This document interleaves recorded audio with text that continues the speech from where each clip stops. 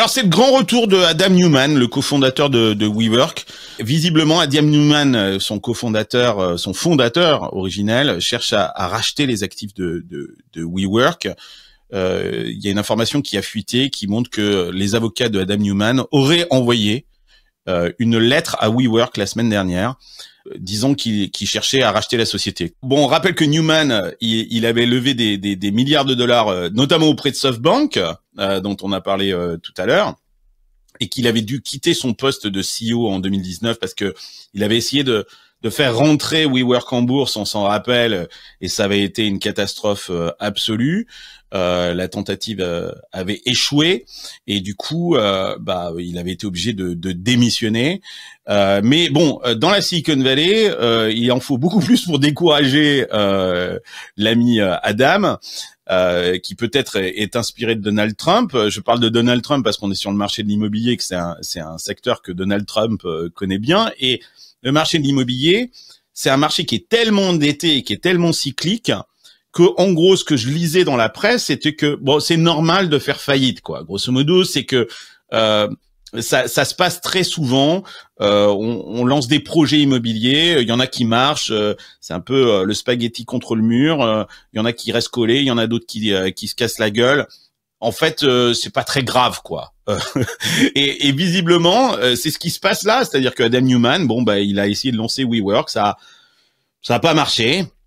Mais c'est pas grave, il revient avec un nouveau projet et d'ailleurs il a envoyé un petit texte à Marc Andreessen, qui le cofondateur d'Andreessen Horowitz, qui a investi 350 millions de dollars en 2022 dans le nouveau projet de Adam Neumann qui s'appelle Flow. C'est la nouvelle entreprise, c'est toujours dans le secteur de l'immobilier.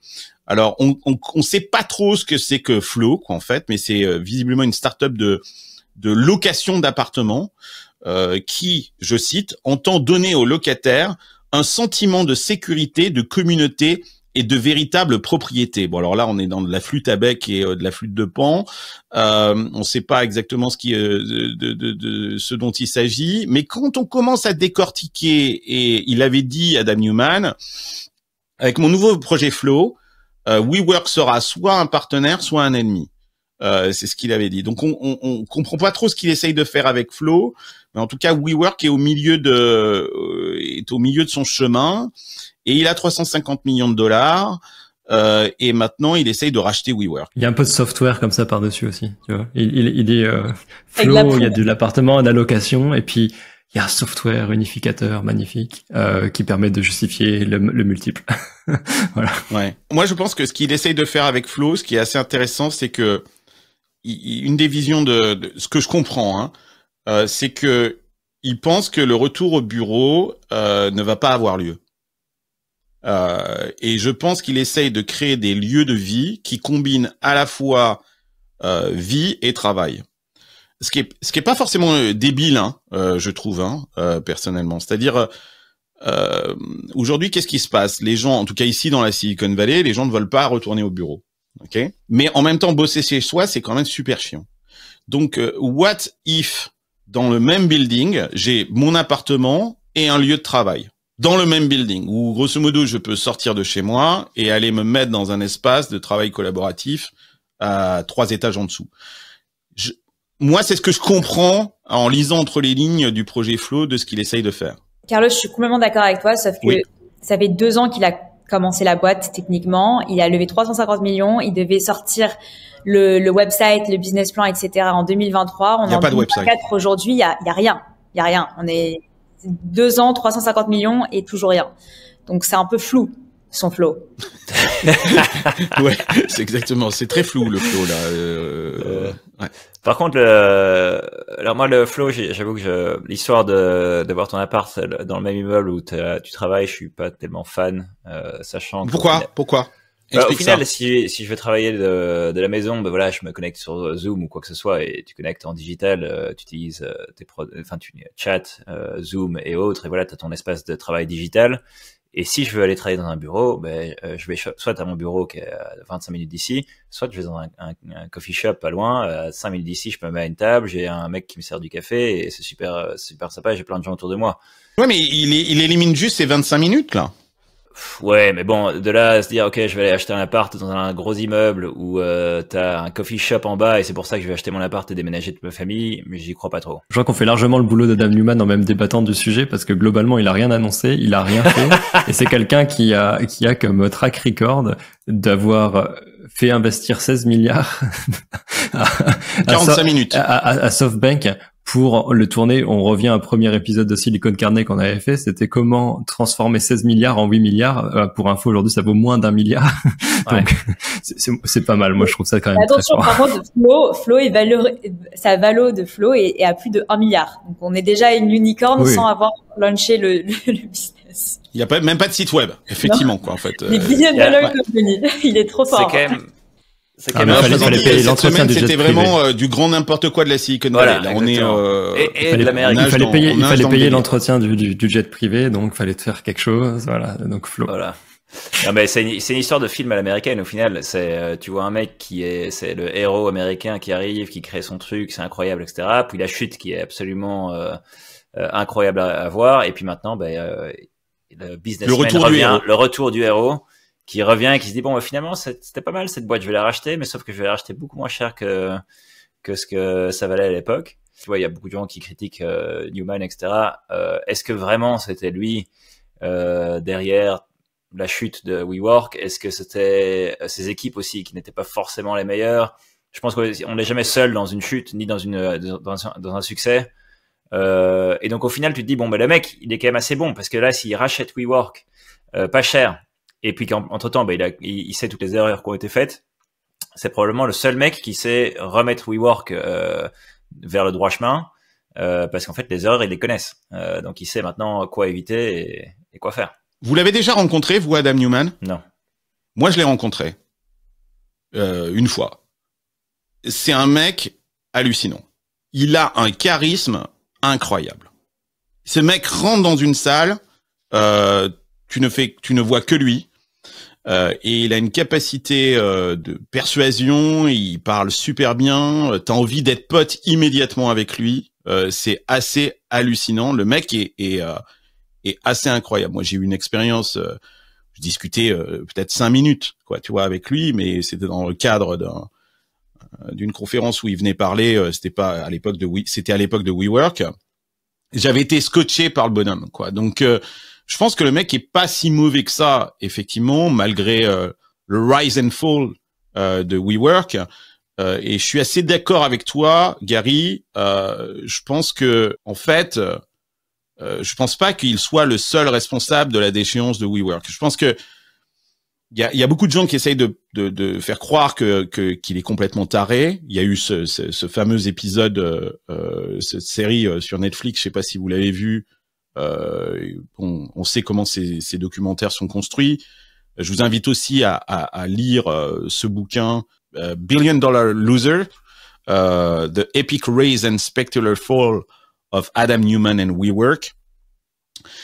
Mais en fait, ce qu'on découvre, c'est que il a été énormément poussé par les investisseurs à faire ce qu'il a fait, et que les investisseurs savaient très bien ce qui était en train de se tramer.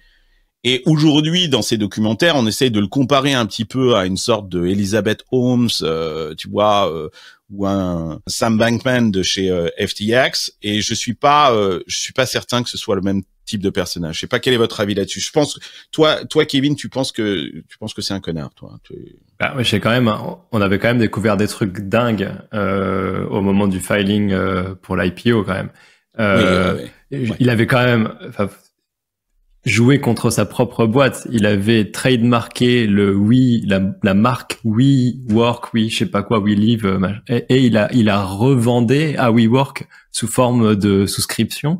Il n'y a pas de petit gain. Hein. Voilà, attends.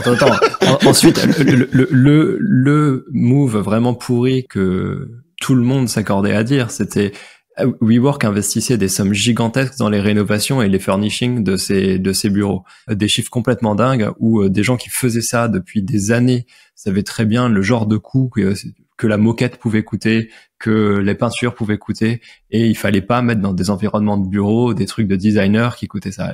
WeWork, ils ont tartiné, ils ont mis des budgets qui étaient 10 fois supérieurs à ce qui se faisait dans la moyenne de l'industrie pour avoir la moquette de designer versus la moquette de très bonne qualité, mais qui est pas de la moquette de designer dans tous les bureaux. Ils ont investi ça dans des bureaux qui ne leur appartenaient pas. Mais à qui appartenaient les bureaux? Attention. Adam Newman, parce que du coup Adam Newman, certains d'entre eux. Ouais, certains, oui, évidemment pas tous dans le monde entier, mais en fait, ils s'étaient amusés. Il y avait 850 sites à l'époque, hein. Je sais pas s'il en reste 850, mais à l'époque, il y avait 850 sites de WeWork. Réécoutez l'épisode 1 de Silicon Carnet, on parle exactement de ça, c'était il y a 4 ans, et où on mettait en exergue l'impossibilité du modèle économique de WeWork à l'époque. Pour moi là-dessus, c'est là où c'est une arnaque. En fait, c'est même pas c'est mauvais, c'est pas mal exécuté, c'est juste fondamentalement une arnaque d'un modèle qui a toujours été bancal. On a peut-être dit continue de faire ça parce qu'en effet, on aime les gens hors normes et les scam artistes. Il y a les gros CEO de la vallée, on en connaît aussi qui sont comme ça, hein. Larry Ellison, désolé, ton boss Gary, Mark Benioff, etc. C'est des gens qui sont hors normes. Ils peuvent te vendre tout. En effet, ils ont un charisme de dingue. Ah bah attends, je fais une parenthèse. Bouge tes oreilles, Gary, là. Tu n'es plus là. On va te bleurer. Est-ce que Baptiste, qui fait la post-prod chez nous, peut bleurer la cage de Gary pendant que je vais dire ça? Quand tu parles de Mark Benioff, que j'ai rencontré aussi, pareil, l'anecdote. Je suis au consulat de France, dîner organisé au consulat de France de San Francisco. Invité de Mark Benioff. Super sympa, il arrive en jean, super cool, machin, nanana, limite chemise hawaïenne. Je me demande même s'il avait pas une chemise hawaïenne. Et la résidence du consul de France, elle est sur les hauteurs un peu de Twin Peaks et on a une vue sur la ville absolument incroyable. Je suis à droite de Mark Benioff qui regarde à travers la vitre la ville de San Francisco et il me dit "This is my town", c'est ma ville. J'ai dit waouh. Putain, j'ai pas parlé à Mark Benioff, c'est le premier truc qu'il me dit. Il se tourne vers moi, on regarde dans la même direction, il me dit "This is my town". Et je lui dis "Why don't you become the mayor?" Pourquoi tu deviens pas le maire de la ville? Et là, il me regarde, il me dit "Le maire de San Francisco?" Il me dit "Le président des États-Unis." Il me fait comme ça. Parfaite illustration. Mais quand ça marche, quoi. Tu vois, parce qu'on peut pas dire, hein, Mark Benioff, il a fabriqué quand même une entreprise Salesforce qui est absolument incroyable. Et aussi, juste pour revenir un peu sur le sujet de pourquoi on idéalise ces caractères-là aux États-Unis, quand tu regardes des shows comme We Crashed, ou quand tu vois que aux US on crée des shows autour des gens comme ça, c'est que ça fait d'une façon ou une autre, on leur vend le dream américain et on n'a pas ça en France, on n'a pas ça partout dans le monde, mais c'est vraiment aux US qu'on rend ces gens comme des dieux, avec la télé, avec les news, avec les PR. Et je pensais beaucoup à We Crashed. Mais non, mais l'Amérique veut ça. Elle cherche ce genre de personnage-là. Autant en France, quand on a un Bernard Arnault, on dit que c'est quelqu'un de toxique pour la société française. Aux États-Unis, ils cherchent à fabriquer des Bernard Arnault toutes les semaines. Et comme ils y arrivent pas, parce qu'il faut un certain talent quand même pour être un Bernard Arnault, bah ils en inventent quoi, grosso modo. Ouais. Il y a ça, et puis je trouve que honnêtement, il y a deux choses. C'est que tu regardes la France, effectivement, je pense pas que la culture française est basée sur des héros et en général, quand tu réussis en France, et ça c'est en tant que Belge que je vais le dire, c'est que j'ai l'impression pratiquement les gens t'en veulent. Tu fais putain, t'as réussi, mais putain, et pourquoi pas moi? Et pourquoi tu devrais? Et aux US, c'est putain, t'as réussi, c'est trop cool. Comment tu l'as fait?